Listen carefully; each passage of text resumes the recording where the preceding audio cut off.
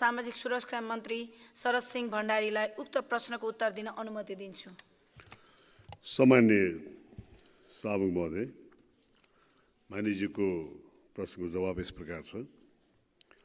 वैदेशिक रोजगारमा रहेका नेपाली महिला तथा पुरुषहरू विभिन्न समस्यामा परेका गुनासोहरू प्राप्त हुन साथ नेपाली कूटनैतिक नियोग मार्फत शीघ्र उद्धार लगायत समस्या सहजीकरण कार्य भइरहेको, वैदेशिक रोजगारमा जाने नेपालीहरू ठगी तथा समस्यामा नपरुन् र सम्बन्धित देशको कानुनी तथा अन्य विषयवस्तुमा जानकार होस् भन्ने हेतुले वैदेशिक रोजगार जानु पूर्व प्रस्थान अभिमुखीकरण तालिम सञ्चालन गरिएको, समस्वीकृति लिएर संस्थागत रूपमा जाने महिला कामदारहरूको हकमा सम्झौता विपरीतका कार्यहरू भई पीडित भएमा यस मन्त्रालय मातहतका निकायहरूबाट सम्बन्धित वैदेशिक रोजगार व्यवसायी संस्थालाई जिम्मेवार बनाई निरन्तर अनुगमन गर्ने र सो सम्बन्ध कुनै उजुरी दर्ता हुन आएमा कानुनअनुसार कारबाही गर्ने गरेको, गन्तव्य मुलुकमा सम्पर्कमा आएका पीडित नेपाली कामदारहरूको हकमा सम्बन्धित दूतावास मार्फत राहत उद्धार भइरहेको बाहेक महिला कामदारको वैदेशिक रोजगारले थप सुरक्षित बनाउन जोडनसँग औपचारिक रूपमा घरेलु कामदार सम्झौता गरिएको, साथै अन्य देशहरूसँग महिला कामदारहरूलाई घरेलु काममा लगाउने विषयमा थप सुरक्षितमा मर्यादित बनाउन घरेलु कामदार सम्बन्धी प्रोटोकलमा हस्ताक्षरका लागि द्विपक्षीय वार्ता भइरहेको, सो वार्ता प्रस्तावित प्रोटोकलहरूमा महिला कामदारहरूलाई थप सुरक्षित बनाउन संसदीय समितिहरूले समस्यामा दिएका निर्देशनहरूलाई समेत समावेश गरेको छ। प्रश्नकर्ता मान्य सदस्यले पूरक प्रश्न सोध्न चाहनु भएकोले विषयमा केन्द्रित भई पूरक प्रश्न सोध्न अनुमति दिन्छु। सभामुख महोदय, मन्त्रीजीसँग पूरक प्रश्न राख्न चाहन्छु। कुनै पनि देशका युवालाई आफ्नै देशमा काम मिल्यो भने मात्र त्यो देश विकास हुने विज्ञहरूको मत छ। यसकारण 80 लाख नेपाली युवालाई 110 भन्दा बढी देशमा वैदेशिक रोजगारीमा पठाउनु भन्दा हाम्रै देशमा रोजगारी दिने काम सरकारबाट कहिले पुरा हुने हो? धन्यवाद। माननीय मन्त्री। सामान्य अध्यक्ष महोदय, माननीय मन्त्रीजीको पूरक प्रश्न साध्यै संवेदनशील पनि छ र जायज पनि छ। वास्तवमा आफ्नै मुलुकमा काम गर्न सक्ने अवस्था सिर्जना भएको अवस्थामा यो वैदेशिक रोजगारीमा जानुपर्ने बाध्यात्मक अवस्थाको चाहिँ अन्त्य हुन्छ नै।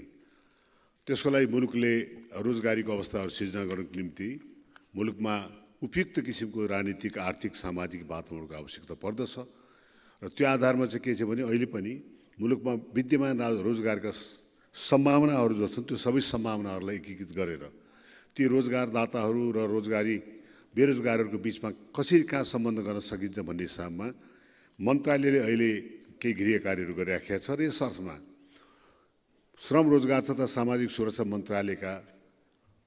मन्त्रालयलाई नै पुनर्संरचना गर्नुपर्ने अवस्था भएको हुनाले हामी ओएनएम गरेर चाहिँ मन्त्रालय पुनर्संरचना गरिराखेका छौँ।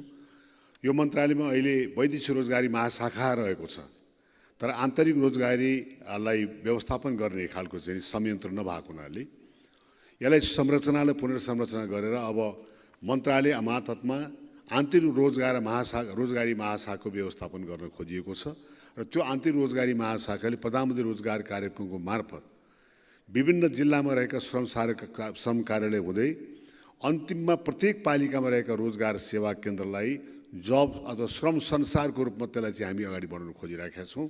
हामीले भएका प्रविधिहरूलाई प्रयोग गरिकन आन्तरिक रोजगारीको निम्ति विशेष गरिकन आगामी दशकलाई आन्तरिक रोजगार दशकको रूपमा अगाडि बढाउनको लागि यो 16औं चाहिँ पञ्चवर्षीय योजनाले पनि त्यसलाई अगाडि बढाएको छ र सरकारको आर्थिक वर्ष कार्यक्रममा पनि आगामी दशकलाई आन्तरिक रोजगार दशकको रूपमा अगाडि बढाउनु भन्ने सिलसिलामा रोजगारीको विशेष गरिकन सबभन्दा ठुलो हबको रूपमा चाहिँ स्थानीय निकायमा रहेको रोजगार सेवा केन्द्रलाई अगाडि बढाउनु खोजिरहेछ।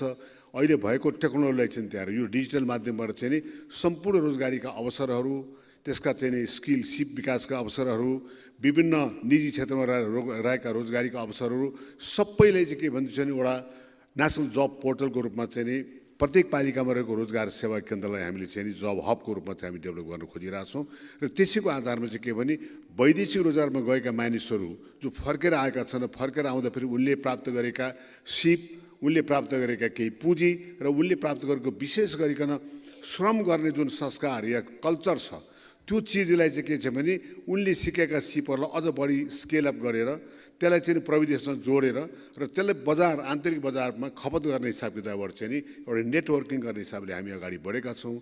यही सिलसिलामा विशेष गरिकन अहिले सेवा प्रवाह भएका श्रम मन्त्रालय अन्तर्गत सेवा प्रवाह भएका विभिन्न वैदेशिक रोजगारी विभाग लगायत हो, श्रम विभाग लगायतका सम्पूर्ण सेवाहरूलाई हामी तल्लो स्तरमा जनस्तरमा पुर्याउनुको निम्ति हामी गृह कार्य गरेका छौँ।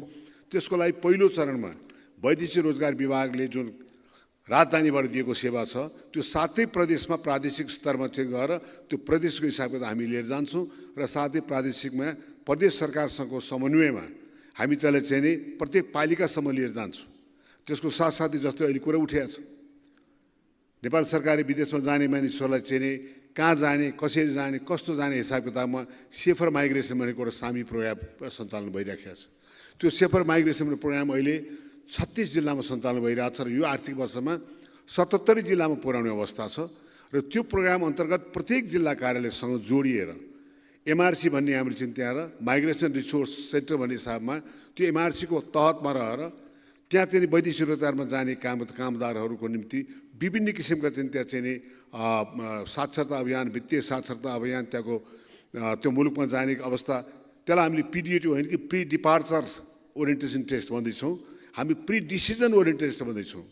यदि वैदेशिक रोजगारमा जानुपर्ने बाध्यतामा जानु छ भने कुन मुलुकमा जाने, कहाँ जाने, कस्तो मुलुकमा जाने, त्यहाँ के सुविधा पाउँछ, कति पैसा लाग्छ भन्ने कुरा जानकारी चाहिँ नि जिल्लामा रहेको एमआरसी मार्फत नै दिने र त्यसको आधारमा उसले सर्टिफिकेट पासपोर्ट लिएर अगाडि बढ्ने हिसाबमा हामी यस किसिमले यसलाई चाहिँ नेटवर्किङ गर्ने कामहरू गरिरहेका छौँ। र साथसाथै महिला कामदारको हकमा जुन किसिमबाट अहिले महिला कामदारहरू चाहिँ विभिन्न बाटोबाट चाहिँ गइराख्नु भएको छ, यो सबैलाई जानकारी भएको कुरा हो। अहिले वास्तवमा राज्यले महिला कामदारहरूलाई चाहिँ त्यहाँ चाहिँ संस्था रूपमा चाहिँ विशेष गरी घरेलु कामदारहरूलाई संस्था रूपमा जान निषेध गरेको अवस्था छ। त्यसको बावजुद पनि हजारौँ हाम्रा चेलीबेटीहरू चाहिँ नि विभिन्न चाहिँ बान्तबाट चाहिँ त्यहाँ ती मुलुकमा गएर दुःख पाएको अवस्था चाहिँ नि सबैले जानकारी पाएको।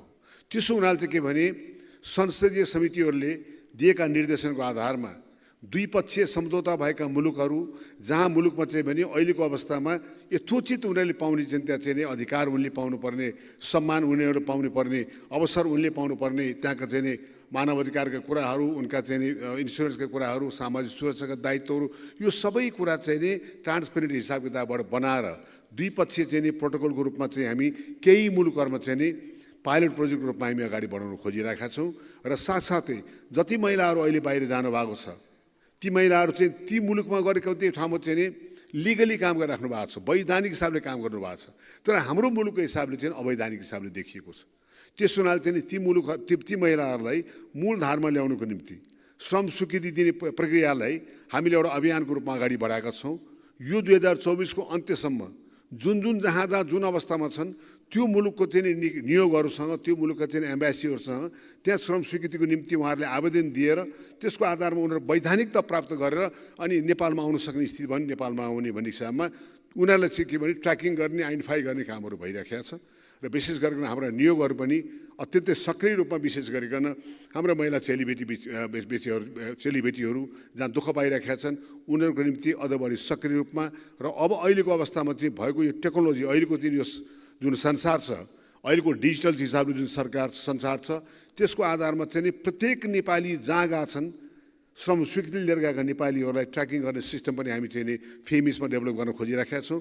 र त्यस हुनाले चाहिँ हाम्रो प्रयास चाहिँ के भने प्रत्येक गाउँमा बसेका मानिसहरू चाहे स्वदेशी रोजगारमा होस् चाहे वैदेशिक रोजगारमा जाने होस्, आफ्नै गाउँमा बसेर उनले रोजगारका सम्भावनाहरू, रोजगारका अवसरहरू, रोजगारका परिस्थितिहरू सबै ती बसेर थाहा पाउने र ती बसेर चाहिँ त्यहाँ चाहिँ त्यो सेवा प्राप्त गर्ने हिसाबको लागि हामीले टोटल नेसनल चाहिँ डिजिटल पोर्टल बनाएर चाहिँ त्यहाँबाट विदेशदेखि लिएर चाहिँ त्यहाँ विभाग हुँदै चाहिँ तल प्रत्येक निकायको प्रत्येक इलाका हाम्रो के भन्छ भने पालिकाहरूको प्रत्येक पालिकामा रहेको रोजगार सेवा केन्द्रको मार्फत हामी गराउन चाहन्छौँ। म मान्य मान्यज्यूहरूलाई विशेष गरी आग्रह गर्न चाहन्छु कि आफ्ना जिल्लामा आफ्ना पालिकाका रहेका रोजगार सेवा केन्द्रले दिने सेवा प्रवाहलाई आम जनतासम्म पुर्याइदिएर र उनीहरूले पनि कमसेकम के छ भने एउटा सुसूचित हुने स्थिति चाहिँ बनाइदिनको लागि म आग्रह गर्न चाहन्छु। सरकार सचेत छ, सरकार संवेदनशील छ र विशेष गरी सरकार चाहिँ नि जनताकै चाहिँ दैलोमा सेवा पुर्याउन सक्ने र विशेष गरिकन बिचौलियाहरू चाहिँ जुन छन् त्यहाँ यी बिचौलियाको विरुद्धमा चाहिँ नि त्यसको विरुद्धमा प्रयोग गर्नको लागि हामीले अहिलेको टेक्नोलोजीको आधारमा चाहिँ त्यहाँ चाहिँ फेसलेस र पेपरलेस सेवा हामी बढाउनको लागि हामी गृह कार्य गरिरहेका छौँ। यो कुरो मैले यहाँ निवेदन गरेँ। धन्यवाद। माननीय सदस्यहरू, अब प्रश्नकर्ता माननीय प्रेम सुवाललाई आफ्नो प्रश्न सोध्न अनुमति दिन्छु। प्रश्न नम्बर 17। सभामुख महोदय, मन्त्रीजीसँग प्रश्न राख्न चाहन्छु। वैदेशिक रोजगारीको नाममा म्यान पावर कम्पनीबाट ठगी बढ्दो छ। काठमाडौँ उपत्यकामा मात्रै दलालको फन्दामा परेकाहरूको निवेदन र सम्पत्ति गुमाएकाहरूको दैनिक 20 भन्दा बढी युवाको उजुरी सम्बन्धित कार्यालयमा परेको सार्वजनिक भयो। देशभरि दैनिक 100 भन्दा बढी यस्ता उजुरी परेको सार्वजनिक भइरहेको छ। यी ठगीबाट नेपाली युवालाई राहत दिन मन्त्रालयमा के कस्तो योजना बनिरहेका छन्? युवालाई नेपालमै रोजगारी दिने र दैनिक 7-8 हजार युवालाई वैदेशिक रोजगारीमा पठाउन नपर्ने गरी सरकारको काम कहिले बन्ने होला, योजना कहिले बन्ने होला? धन्यवाद। माननीय सदस्यहरू, अब माननीय श्रम रोजगार तथा सामाजिक सुरक्षा मन्त्री शरद सिंह भण्डारीलाई उक्त प्रश्नको उत्तर दिन अनुमति दिन्छु। सम्माननीय सभामुख महोदय, वैदेशिक रोजगारको नाममा म्यान पावर कम्पनीबाट ठगी बढिएको भन्ने उजुरीको आधारमा मन्त्रालय मार्फतका निकायहरूबाट म्यान पावर कम्पनीहरूको अनुगमन भइरहेको छ। चालुको आर्थिक वर्षको चैत मसान्तसम्म व्यक्तिगत र संस्थागत गरी 4857 वटा उजुर परेकोमा 2414 वटा उजुर फर्चुरी भएको छ। तथापि ठगीका उजुरहरू निरन्तर रूपमा बढिरहेको देखिन्छ। देशभरका सम्बन्धित कार्यालयहरूमा परेको वैदेशिक रोजगारी सम्बन्धी ठगीका उजुरहरू अध्ययन गर्दा प्रमाण पुग्ने गरिकन उजुरहरू धेरै कम मात्र परेको देखिन्छ। त्यही पनि विभाग र अन्तर्गत निकायहरूबाट ती उजुरी उप अनुसन्धान गरी कारबाही भइरहेको छ। खास गरी वैदेशिक रोजगारी सम्बन्धी ठगीबाट बच्नको लागि मन्त्रालयले विभिन्न जानकारीमूलक एवं सचेतनामूलक सूचनाहरू जारी गर्नुको साथै कल सेन्टर मार्फत 24 घण्टा गुनासो सुनवाई सम्बन्धी कार्य पनि गरिरहेको छ। अभिलेख अनुसार वैदेशिक रोजगारीमा गत वर्ष 2023मा नयाँ र पुरानो गरी जम्मा 7,71,000 जनालाई श्रमस्वीकृति लिएको र चालुको आर्थिक वर्षको चैत्र मसान्तसम्ममा 5,39,065 जनाले श्रमस्वीकृति लिएको र दैनिक सरदर 2,113 जना श्रम गर्न विदेश गएको देखिन्छ। पर्याप्त आन्तरिक रोजगारी अवसर सृजना हुन नसकेको कारण वैदेशिक रोजगारी रहर भन्दा पनि बाध्यता बन्दै गएको छ र त्यसो हुनाले देशभित्र उपयुक्त रोजगारीका अवसर सृजना गर्नलाई युवाहरूलाई स्वदेशमा नै रहने वातावरण सृजना गर्न मन्त्रालयको पुनर्संरचनादेखि अहिले भर्खर भन्दै थियौँ हामी आन्तरिक रोजगारीको दशकको रूपमा चाहिँ यसलाई हामी अगाडि बढाउन खोजिरहेका छौँ र विशेष गरी रोजगारीसँग जोडिने बित्तिकै रोजगारीसँगको कुरा प्रश्न आउने बित्तिकै सिपसँग जोडिएको कुरा हुन्छ। जबसम्म सिपयुक्त चाहिँ त्यहाँ जनशक्ति तयार हुँदैन रोजगारीका सम्भावनाहरू कमदै जान्छन्।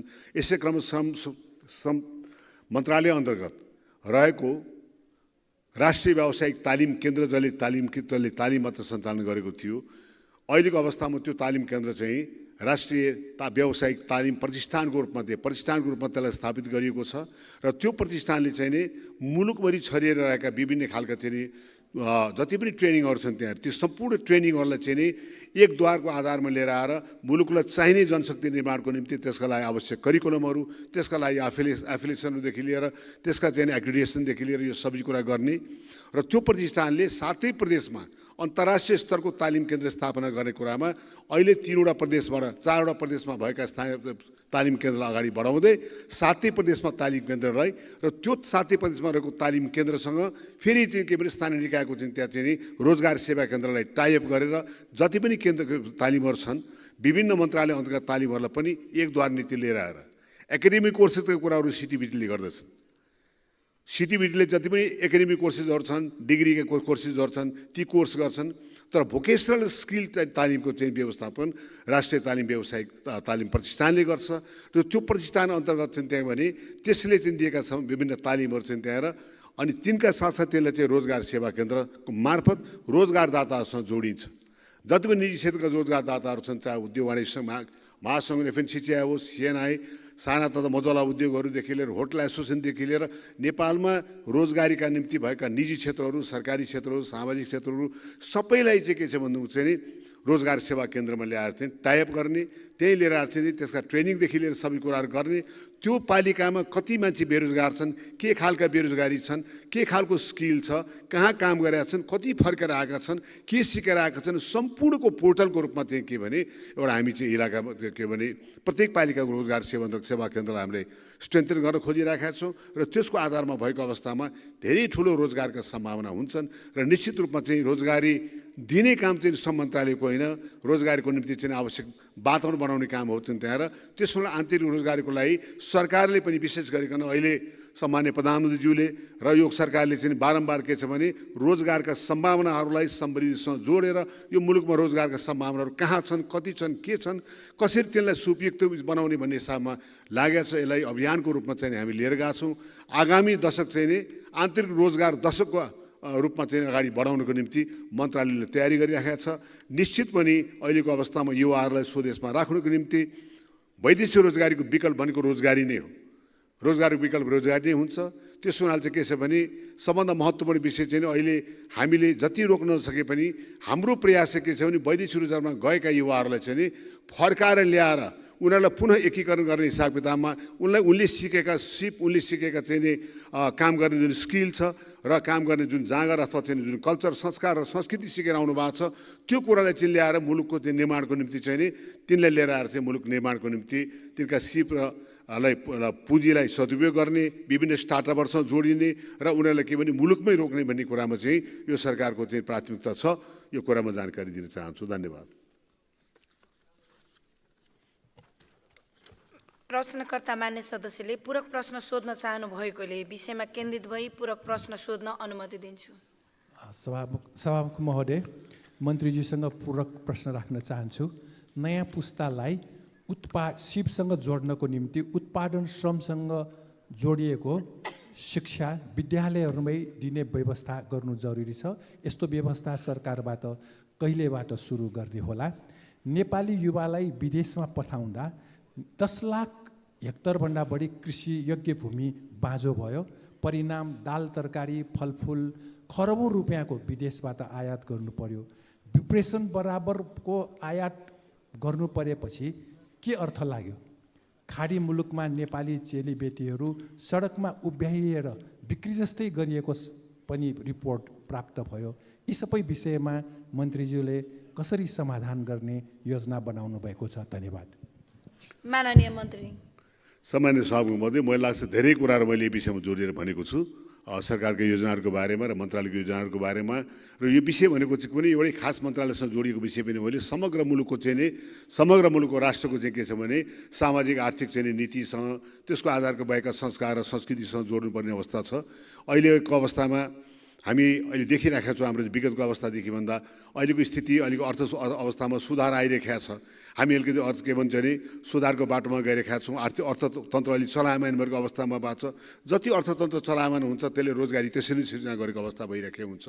त्यसोले सबै इन्डिकेटर अहिले पोजिटिभ गएको हुनाले चाहिँ नि हामीले यो विषयलाई विशेष गरिकन नयाँ पुस्तालाई नयाँ प्रविधिसँग जोडिने किसिमको शिक्षा नीतिको बारेमा मलाई लाग्छ हाम्रो शिक्षा मन्त्रालयले काम गरिराख्नु भएको छ।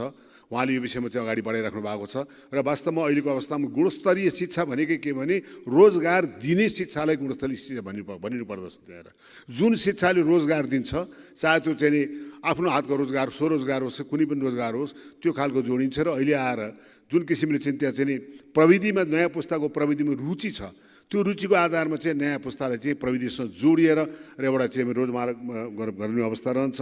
निश्चित रूपमा हाम्रा महिलाहरूको कुरा गर्दा फेरि हामीले निषेध गरेर महिलाहरू जुन हामीले अहिले जुन निषेध गरिराखेका थियौँ त्यसले के छ भने महिलाको समस्या चाहिँ समाधान हुने स्थिति छैन।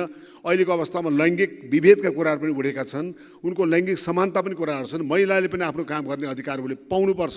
त्यसो आधारमा हुँदाखेरि तर उहाँहरूको चाहिँ सुरक्षित आप्रवासन र सुरक्षित रोजगारीको व्यवस्थाले सरकारले ग्यारेन्टी गर्नुपर्छ। त्यसको निम्ति आवश्यक चाहिँ नीति नियमदेखि लिएर सम्पूर्ण संयन्त्र बनाउने कुरामा सरकार लागेको छ। र मानिज्यूलाई म धेरै धेरै धन्यवाद दिन चाहन्छु। उहाँले जुन संवेदनशीलताका साथ सरकारलाई सुझाव पनि दिनुभएको छ, यो परिस्थिति यहाँ राखिदिनु भएको छ, त्यो कुरालाई ग्रहण गर्दै सरकार गम्भीर भएर कुरालाई चाहिँ नै समाधान गरेर अगाडि बढ्नेछ भन्ने विश्वास दिलाउन चाहन्छु। धन्यवाद। माननीय मन्त्री आसन ग्रहण गर्न सक्नुहुन्छ। धन्यवाद।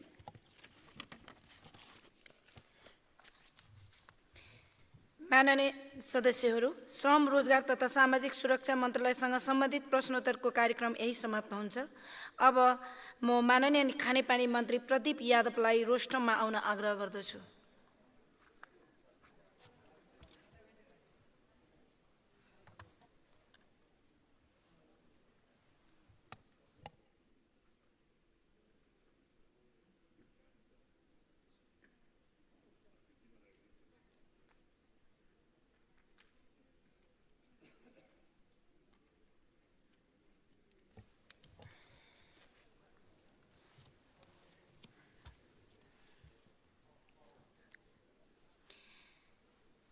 माननीय सदस्यहरू, अब प्रश्नकर्ता माननीय प्रेम सुवाललाई आफ्नो प्रश्न सोध्न अनुमति दिन्छु। प्रश्न नम्बर 18।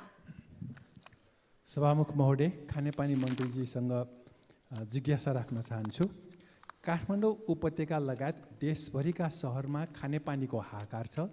पैसा नभएकाले खानेपानी समेत नपाउने अवस्था छ। पैसा भए पनि शुद्ध खानेपानी पाउने अवस्था छैन। मेलम्ची खानेपानी आयोजनाको लागि 68 अर्ब रुपियाँभन्दा बढी ऋण ल्याउनु भन्दा 1.5 अर्ब रुपियाँको बजेटबाट काठमाडौँ उपत्यका वरिपरिका डाँडामा पानी आउने जातका रुखहरू रोपेर स्थानीय पानीको स्रोत संरक्षण गर्नेतर्फ सरकारको योजना बनाउनु जरुरी छैन र मेलम्ची खानेपानी आयोजनाको 68 अर्ब रुपियाँ ऋण भुक्तानी गर्ने सरकारको तयारी र योजना के कस्तो छ? धन्यवाद।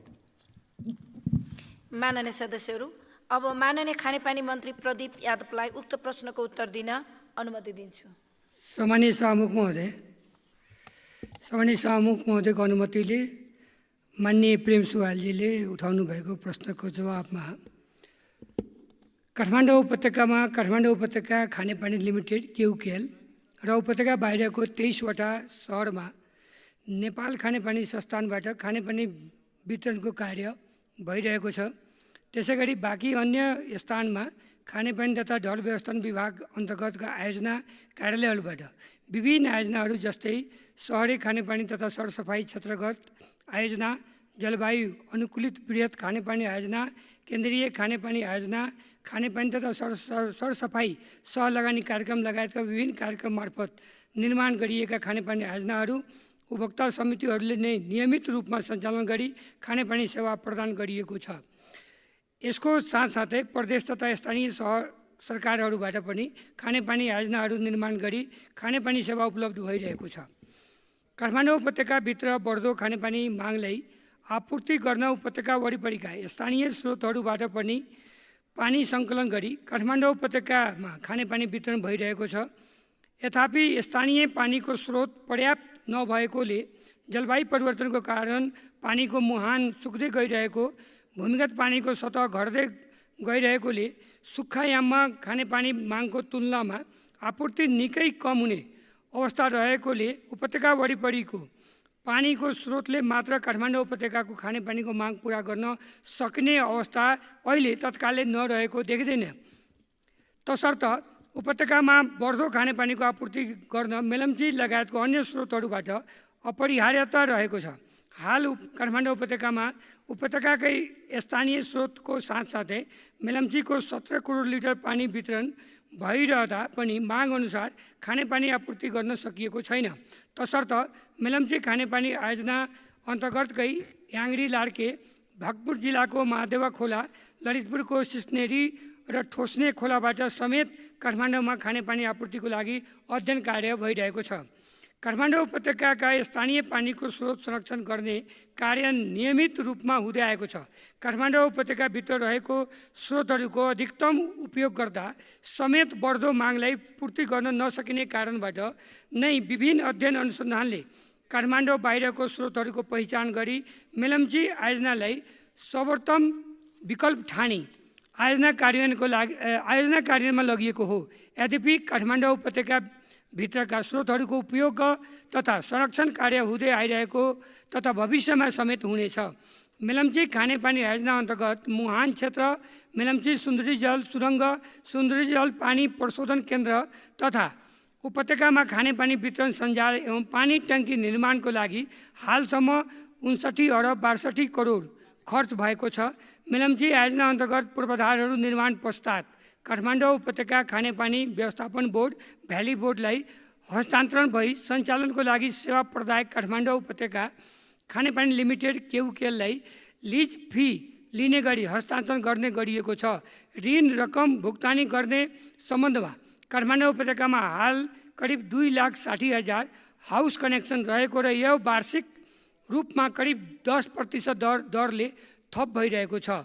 खानेपानी तथा सरसफाइ सेवा वापतको महसुल 10 वर्षदेखि पुनर्लोकन हुने नसकेको र हाल खानेपानी तथा सरसफाइ सेवा निर्धारण आयोगले पूर्णता पाएकोले हालको महसुल दर पुनर्लोकन भई महसुल वृद्धि हुने अनुमान गरिएको छ। त्यसैगरी मेलम्ची खानेपानी योजना अन्तर्गत याङ्री लार्केको पानी समेत गरी उपत्यकामा 51 करोड लिटर पानी प्रतिदिन उपलब्ध हुँदा पनि वितरण पूर्ण रूप एस्केडा सिस्टमबाट गरी चुहावट नियन्त्रण गरिने र उपत्यकामा 12औं महिना मेलम्चीको पानी वितरण गरिने निश्चित हुँदा महसुल पनि सोही अनुपातमा वृद्धि भई सङ्कलन हुने अपेक्षा गरिएको छ। सङ्कलन हुने महसुलबाट रकमबाट नै काठमाडौँ उपत्यका खानेपानी लिमिटेड केयुकेएलले काठमाडौँ उपत्यका खानेपानी व्यवस्थापन बोर्डलाई लिज फी वापत सम्पत्तिको 2 देखि 6% सम्मको रकम भुक्तानी गर्ने र बोर्डले सो रकमबाट नेपाल सरकारले पूर्वाधार निर्माणको लागि विनियोजन गरिएको ऋण तथा ब्याज भुक्तानी गर्ने प्रबन्धन मिलाइएको बेहोरा अनुरोध गर्दछौँ। धन्यवाद। प्रश्नकर्ता मान्य सदस्यले पूरक प्रश्न सोध्न चाहनु भएकोले विषयमा केन्द्रित भई पूरक प्रश्न सोध्न अनुमति दिन्छु। सभामुख महोदय, मन्त्रीजीसँग पूरक प्रश्न राख्न चाहन्छु। देशको सन्तुलित विकास गर्ने र बसाइसराई जिल्लाभित्र सीमित गर्ने व्यवस्था गरिएको भए काठमाडौँ उपत्यकामा महँगो मेलम्ची खानेपानी आयोजनाको पानी ल्याउन नपर्ने र काठमाडौँ उपत्यकामा खानेपानीको हाहाकार पनि नहुने, मेलम्चीको खानेपानी आयोजनाको 68 अर्ब रुपैयाँ बजेटबाट जिल्ला जिल्लामा विद्यालय, कलेज, अस्पतालमा खर्च गरी जनताको थप सेवा गर्न मिल्ने होइन र? धन्यवाद। माननीय मन्त्री। सम्माननीय सभामुख महोदय, निश्चित रूपमा मान्यजीको चिन्ता जायज हो, कुरा पनि मिठो मिठो गर्नुहुन्छ।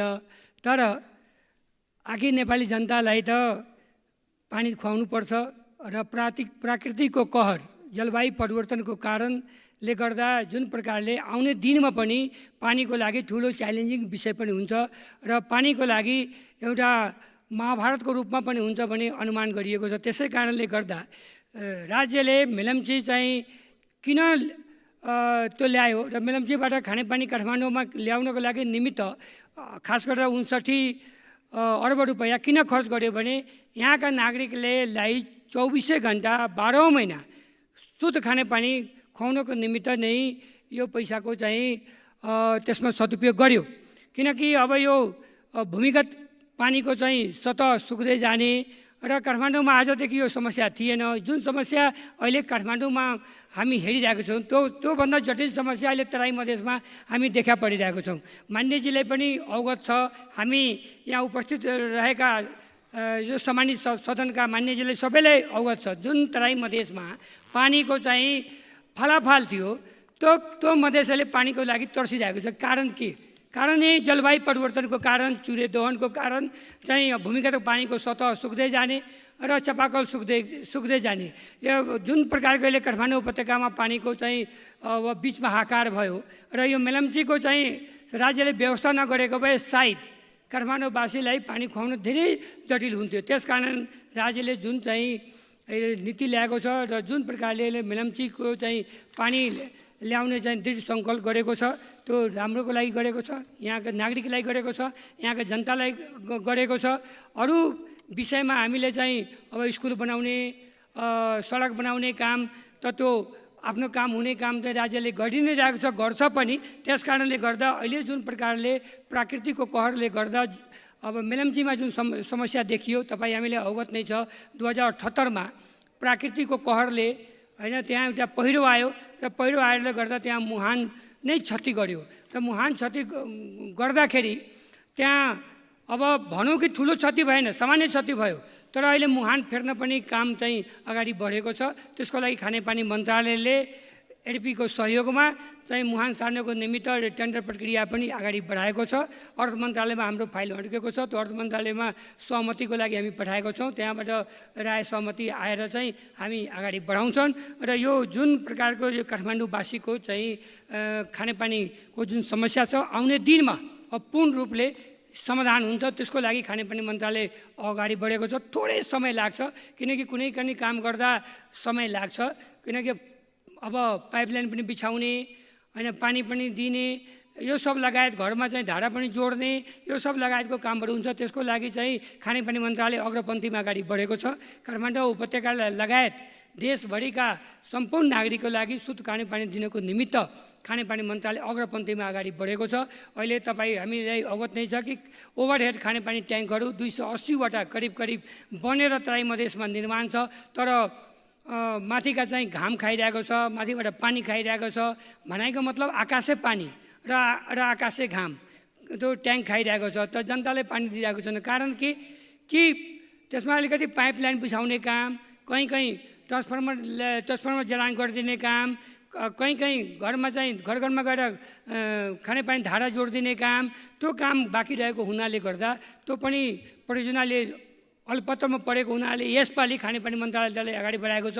त्यो फाइल चाहिँ अर्थ मन्त्रालयमा गएको छ। अर्थ मन्त्रालयले अध्ययन गरिरहेको छ। मलाई लाग्छ कि निकट भविष्यमा त्यो फाइल अगाडि बढ्छ र यो काठमाडौँ उपत्यका बाहेक देशभरिका सम्पूर्ण नागरिकलाई खानेपानी मन्त्रालयले शुद्ध खानेपानी दिन्छ। त्यसको लागि अग्रपन्थीमा खानेपानी मन्त्रालय अगाडि बढेको छ। समस्या बजेटको रहेको छ र बजेटको समस्या तपाईँ हामीलाई अवगत नै छ। विगतको दिनमा जुन प्रकारले देशमा चाहिँ अर्थको सङ्कट भएको थियो, त्यो अवस्था अहिले हटेको छ। यो सरकारले र अहिलेका अर्थमन्त्रीजीले धेरै मेहनत गरेर यो अहिले चाहिँ सरकारलाई चाहिँ कसरी चाहिँ सफल बनाउने र अहिलेका सामान्य प्रधानमन्त्रीजीले यो सरकारको चाहिँ सफल बनाउनुको निमित्त अहोरात खटेर चाहिँ हामीलाई चाहिँ सबै मन्त्रीलाई निर्देशन पनि दिनुभएको छ। हामीले आफ्नो काम पनि गरिरहेका छौँ र खानेपानी मन्त्रालय जुन प्रकारको जनताको चाहिँ शुद्ध खानेपानी दिने अठोट लिएको छ त्यो चाहिँ पुग्छ र मान्यजीले जुन प्रकारको प्रश्न गर्नुभएको छ त्यो प्रश्न सबै जायज होइन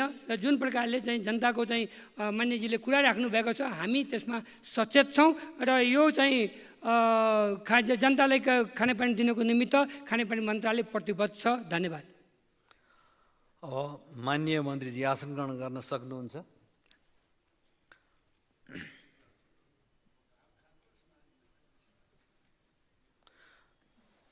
माननीय सदस्यहरू, खानेपानी मन्त्रालयसँग सम्बन्धित प्रश्नोत्तरको कार्यक्रम यही समाप्त हुन्छ। साथै आजको लागि निर्धारित प्रश्नोत्तरको कार्यक्रम पनि यही समाप्त हुन्छ। माननीय सदस्यहरू, अब सहकारी संस्था बचत रकम दुरुपयोग सम्बन्धमा संसदीय छानबिन विशेष समितिका माननीय सभापति सूर्यबहादुर थापा छेत्रीलाई समितिको कार्यविधि थप सम्बन्धी प्रस्ताव प्रस्तुत गर्न अनुमति दिन्छ।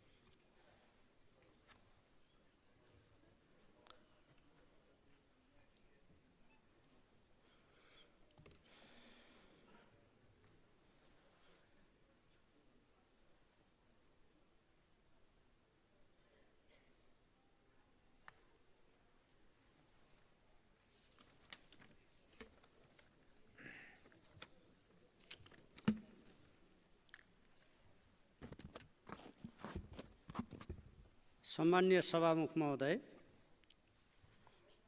मिति 2081 जेठ 15 गते यस सम्मानित सभाबाट सहकारी संस्था बचत रकम दुरुपयोग सम्बन्धमा छानबिन गर्न 7 सदस्यीय संसदीय छानबिन विशेष समिति गठन भएको सर्वविदितै छ।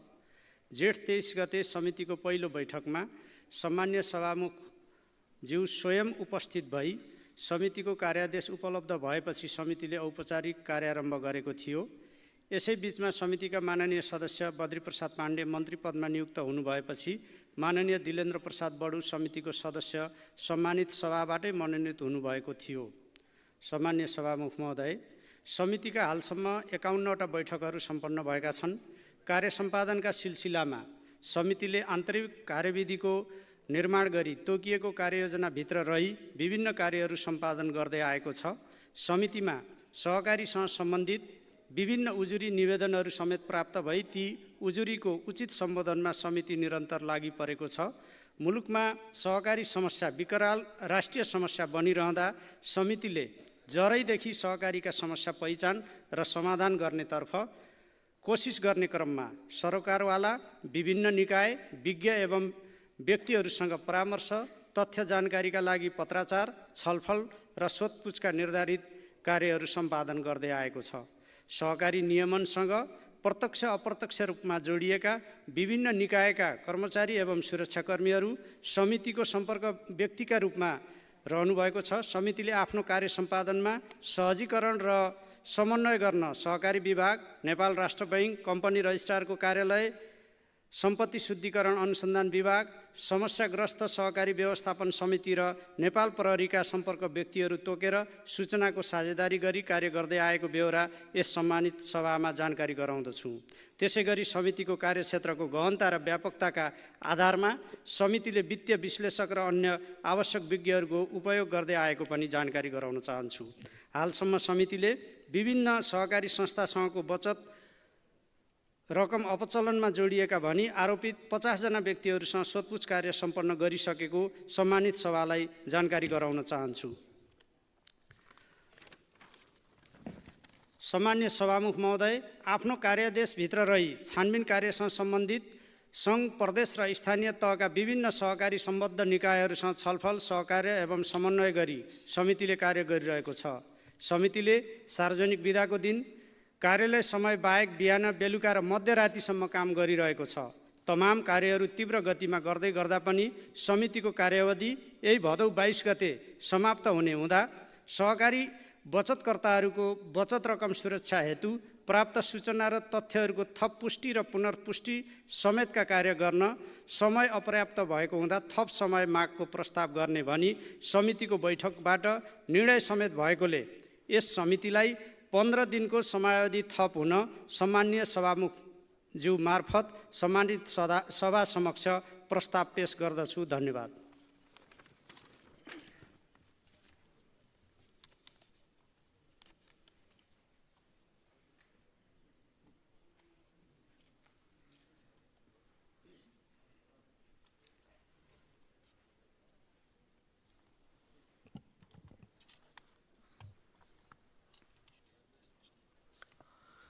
माननीय सदस्यहरू, अब सहकारी संस्था बचत रकम दुरुपयोग सम्बन्धमा संसदीय छानबिन विशेष समितिको कार्यावधि 15 दिन थप गर्ने सम्बन्धी प्रस्तावलाई निर्णयार्थ प्रस्तुत गर्दछु। यो प्रस्तावको पक्षमा हुने माननीय सदस्यहरूले हुन्छ भन्नुहोला र यसको विपक्षमा हुने माननीय सदस्यहरूले हुन्न भन्नुहोला। यो प्रस्तावको पक्षमा हुने माननीय सदस्यहरूले हुन्छ भन्नुहोस्। यसको विपक्षमा हुने माननीय सदस्यहरूले हुन्न भन्नुहोस्। हुन्न भन्ने आवाज सुनिएन, तसर्थ सहकारी संस्था बचत रकम दुरुपयोग सम्बन्धमा संसदीय छानबिन विशेष समितिको कार्यावधि 15 दिन थप गर्ने सम्बन्धी प्रस्ताव सर्वसम्मतिले स्वीकृत भएको घोषणा गर्दछु।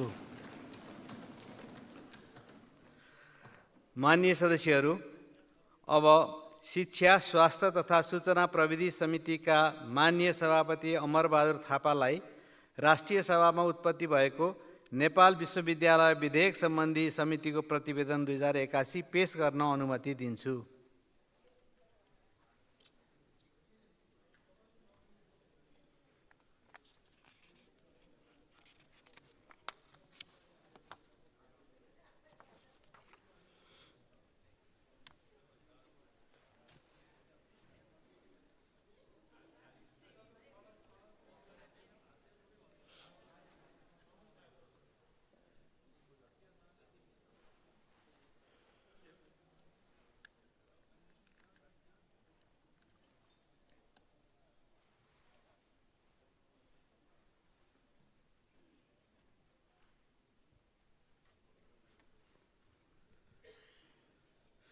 सम्माननीय सभामुख महोदय, सर्वप्रथम यो वर्षामा भएको जुन बाढी पहिरो छ, बाढी पहिरोबाट मृत्यु हुने र घाइते हुने, मृत्यु हुनेप्रति हार्दिक श्रद्धाञ्जली व्यक्त गर्न चाहन्छु र घाइतेहरूको शीघ्र स्वास्थ्य लाभको कामना गर्न चाहन्छु र सरकारलाई यसको उचित व्यवस्था गर्न म आग्रह गर्न चाहन्छु। सम्माननीय सभामुख महोदय, राष्ट्रिय सभाबाट उत्पत्ति भएको नेपाल विश्वविद्यालय विधेयक 2079 लाई यस सभाको 2080 भदौ 6 गते बैठकबाट शिक्षा, स्वास्थ्य, सूचना प्रविधि समितिमा दफावार छलफलका लागि प्राप्त हुन आएको थियो। समितिमा प्राप्त हुन आएको उक्त विधेयकका सम्बन्धमा विभिन्न मितिमा समितिका 13वटा बैठकहरू भएका थिए र विधेयकका सम्बन्धमा समितिमा संशोधनकर्ता माननीय सदस्यहरू, सरकारवाला निकाय र तथा व्यक्तिहरू एवं विषय विज्ञहरू तथा सम्बन्धित मन्त्रालय र कानुन, न्याय तथा संसदीय मामिला मन्त्रालयसँग छलफल भएको थियो। समितिमा भएको उल्लेखित औपचारिक बैठकहरूका अतिरिक्त अन्य थुप्रै अनौपचारिक छलफलहरू समेत भएका थिए। सम्माननीय सभामुख महोदय, विधेयकको सम्बन्धमा समितिमा टुङ्गिन बाँकी विषयहरूमाथि छलफल गरी समिति समक्ष प्रतिवेदन पेश गर्न समितिको 2081 असार 13 गते बैठकले माननीय सदस्य देवेन्द्र पौडेलको संयोजकत्वमा माननीय सदस्यहरू बद्री प्रसाद पाण्डे, विद्या भट्टराई सदस्य रहेको 3 सदस्य समिति गठन गरिएको थियो। उपसमितिको माननीय सदस्य बद्री प्रसाद पाण्डे, माननीय सदस्य विद्या भट्टराई नेपाल सरकारको मन्त्री पदमा नियुक्ति भए पश्चात माननीय सदस्य डिगबहादुर लिम्बू र माननीय सदस्य दीपा शर्मालाई उक्त समितिको सदस्यको रूपमा समितिले मनोनयन गरेको थियो। उपसमितिले आफ्नो कार्यादेश बमोजिमको कार्य सम्पन्न गरी समिति समक्ष पेश गरेको प्रतिवेदनमाथि समितिमा छलफल भई समितिको 2081 भदौ 14 गते 84औं बैठकले नेपाल विश्वविद्यालय विधेयक 2079 सम्बन्धी प्रतिवेदनलाई सामान्य परिमार्जनसहित बहुमतले पारित गरिएको थियो। अन्तमा नेपाल विश्वविद्यालय विधेयक 2077 माथिको छलफल र दफावार छलफललाई सहजीकरण गर्न निरन्तर मार्गदर्शन गरी सहयोग पुर्याउनु हुने सम्माननीय सभामुख र माननीय उपसभामुखप्रति समितिको तर्फबाट हार्दिक आभार प्रकट गर्दछु। दफावार छलफलको क्रममा समितिमा उपस्थित भई छलफललाई प्रभावकारी बनाउनु हुने माननीय शिक्षा, विज्ञान तथा प्रविधि मन्त्री, समितिमा निरन्तर खट्नुहुने समितिका माननीय सदस्यहरू, समितिमा उपस्थित भई आफ्ना संशोधन प्रस्ताव सम्बन्धमा धारणा प्रस्तुत गरी छलफललाई सहज बनाउनु हुने संशोधनकर्ता माननीय सदस्यहरू, समितिको कार्यलाई विभिन्न तवरले सहयोग पुर्याउनु हुने सङ्घीय संसदका महासचिव, प्रतिनिधि सभाका सचिव तथा सचिवालयका सचिवहरू, दफावार छलफलमा संलग्न सम्बन्धित मन्त्रालय एवं कानुन, न्याय तथा संसदीय मामिला मन्त्रालयका कर्मचारी, समिति सचिवालयका कर्मचारी, पत्रकार लगायत यस कार्यका प्रत्यक्ष तथा परोक्ष रूपमा संलग्न भई सहयोग पुर्याउनु हुने सम्पूर्ण महानुभावहरूप्रति हार्दिक धन्यवाद व्यक्त गर्दछु। सम्माननीय सभामुख महोदय, सभामुख महोदयको अनुमतिले नेपाल विश्वविद्यालय विधेयक 2079 सम्बन्धी समितिको प्रतिवेदन यस सम्मानित सभा समक्ष पेश गर्दछु। धन्यवाद।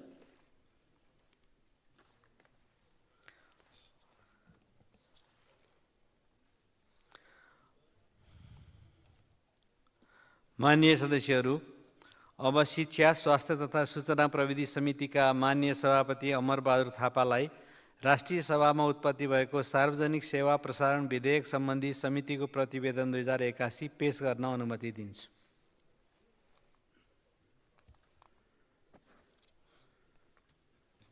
सम्माननीय सभामुख महोदय, राष्ट्रिय सभामा उत्पत्ति भएको सार्वजनिक सेवा प्रसारण विधेयक 2077 लाई यस सम्मानित सभाको 2080 वैशाख 15 गते बैठकबाट शिक्षा, स्वास्थ्य तथा सूचना प्रविधि समितिमा दफावार छलफलका लागि प्राप्त हुन आएको थियो।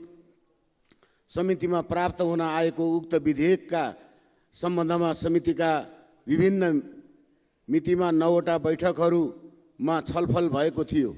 विधेयकका सम्बन्धमा समितिमा संशोधनकर्ता मान्य सदस्यहरू, सरकारवाला निकाय तथा व्यक्तिहरू एवं विषय विज्ञहरू तथा सम्बन्धित मन्त्रालय र कानुन, न्याय तथा संसदीय मामिला मन्त्रालयसँग छलफल भएको थियो। समितिमा भएको उल्लेखित औपचारिक बैठकहरूका अतिरिक्त अन्य थुप्रै अनौपचारिक छलफलहरू समेत भएका थिए। सम्माननीय सभामुख महोदय, विधेयकको सम्बन्धमा समितिमा टुङ्गिन बाँकी विषयहरूमाथि छलफल गरी समिति समक्ष प्रतिवेदन पेश गर्न 2081 वैशाख 26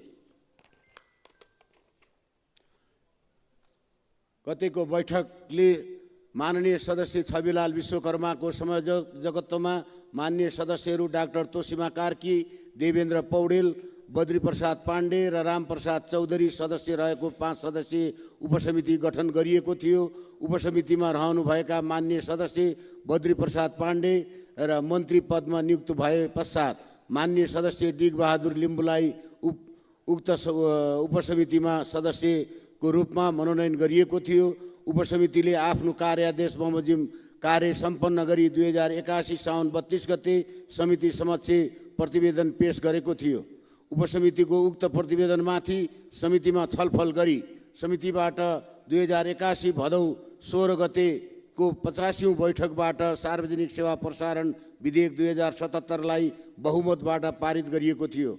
अन्तमा सार्वजनिक सेवा प्रसारण विधेयक 2077 माथिको दफावार छलफललाई सहजीकरण गर्न निरन्तर मार्गदर्शन गरी सहयोग पुर्याउनु हुने सम्माननीय सभामुखज्यू र माननीय उपसभामुखज्यूप्रति समितिको तर्फबाट हार्दिक आभार प्रकट गर्दछु। दफावार छलफलको क्रममा समितिमा उपस्थित भई छलफललाई प्रभावकारी बनाउनु हुने माननीय सञ्चार तथा सूचना प्रविधि मन्त्री, दफावार छलफलका क्रममा समितिमा निरन्तर खटिनु हुने समितिका माननीय सदस्यहरू, समितिमा उपस्थित भई आफ्ना संशोधन प्रस्तावमा सम्बन्धमा धारणा प्रस्तुत गरी छलफललाई सहज बनाउनु हुने संशोधनकर्ता माननीय सदस्यहरू, समितिको कार्यलाई विभिन्न तवरले सहयोग पुर्याउनु हुने सङ्घीय संसद सचिवालय, प्रतिनिधि सभा सचिव तथा सचिवालय सचिवहरू र दफावार छलफलमा संलग्न सम्बन्धित मन्त्रालय एवं कानुन, न्याय तथा संसदीय मामिला मन्त्रालयका कर्मचारी, समिति सचिवालय, पत्रकार लगायत यस कार्यमा प्रत्यक्ष तथा परोक्ष रूपमा संलग्न भई सहयोग पुर्याउनु हुने सम्पूर्ण महानुभावहरूप्रति हार्दिक धन्यवाद व्यक्त गर्न चाहन्छु। सम्माननीय सभामुख महोदयको अनुमतिले सार्वजनिक सेवा प्रसारण विधेयक 2077 सम्बन्धी समितिको प्रतिवेदन यस सम्मानित सभा समक्ष पेश गर्दछु। धन्यवाद।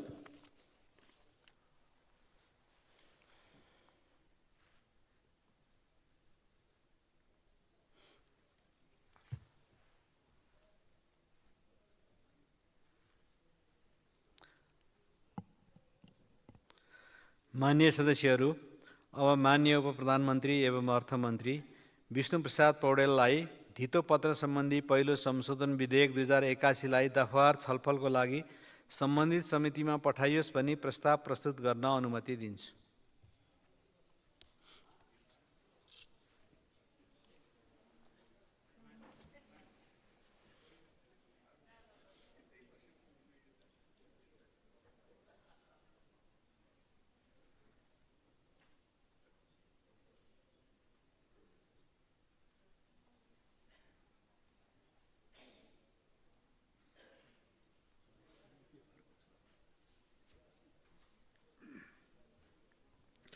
सामान्य सभामुख महोदयको अनुमतिले धितोपत्र सम्बन्धी पहिलो संशोधन विधेयक 2081 लाई दफावार छलफलको लागि सम्बन्धित समितिमा पठाइयोस् भनी प्रस्ताव प्रस्तुत गर्दछु। धन्यवाद।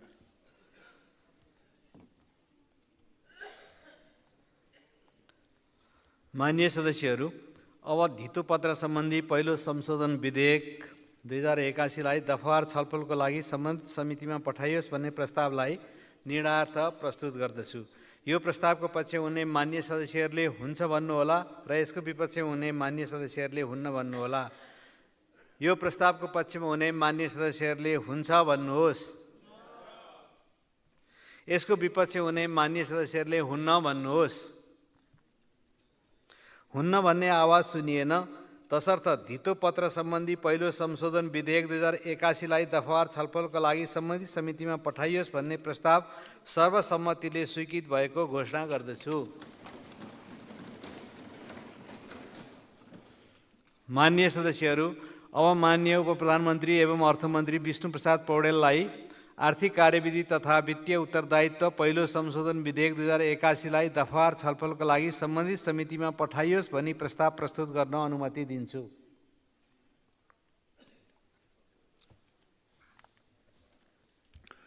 सामान्य सभामुख महोदयको अनुमतिले आर्थिक कार्यविधि तथा वित्तीय उत्तरदायित्व पहिलो संशोधन विधेयक 2081लाई दफावार छलफलको लागि सम्बन्धित समितिमा पठाइयोस् भनी प्रस्ताव प्रस्तुत गर्दछु।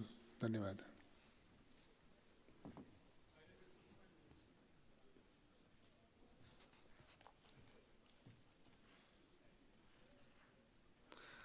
मान्य सदस्यहरू, अब आर्थिक कार्यविधि तथा वित्तीय उत्तरदायित्व पहिलो संशोधन विधेयक 2081लाई दफावार छलफलको लागि सम्बन्धित समितिमा पठाइयोस् भन्ने प्रस्तावलाई निर्णयार्थ प्रस्तुत गर्दछु।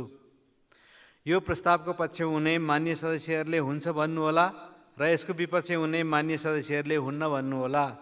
यो प्रस्तावको पक्षमा हुने मान्य सदस्यहरूले हुन्छ भन्नुहोस्। यसको विपक्षमा हुने मान्य सदस्यहरूले हुन्न भन्नुहोस्। हुन्न भन्ने आवाज सुनिएन, तसर्थ आर्थिक कार्यविधि तथा वित्तीय उत्तरदायित्व पहिलो संशोधन विधेयक 2081लाई दफावार छलफलको लागि सम्बन्धित समितिमा पठाइयोस् भन्ने प्रस्ताव सर्वसम्मतिले स्वीकृत भएको घोषणा गर्दछु।